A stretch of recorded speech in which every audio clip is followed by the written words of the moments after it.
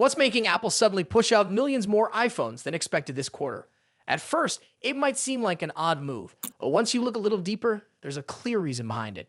And interestingly, Samsung could actually benefit from this, even though it's a competitor.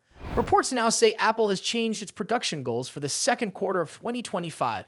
Instead of the original target of 41 million iPhones, Apple is now aiming for 45 million units.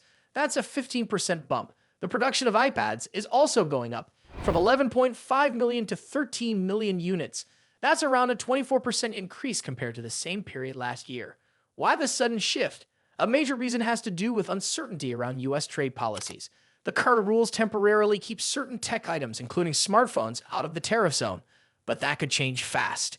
With the US government signaling that tariffs could return or increase, Apple is preparing in advance.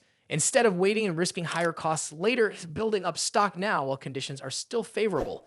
This early production strategy gives Apple an edge. If the tariffs change suddenly, they won't need to scramble. The extra stock they're producing now can help avoid supply shortages later and keep products flowing smoothly to stores.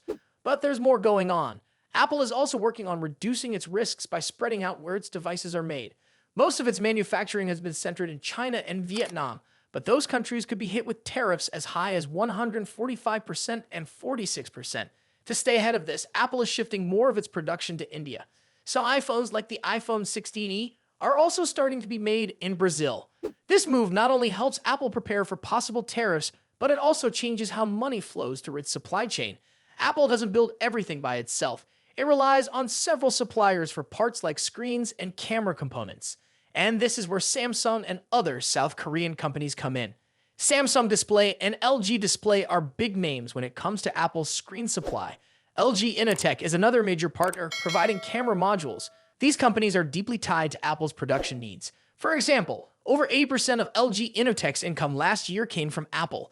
Samsung Display also sees about 40% of its revenue from Apple-related orders. So when Apple increases its production by millions of devices, these suppliers see a direct boost in business. That's why Samsung, even though it's a top competitor in the smartphone world, ends up gaining from Apple's success here.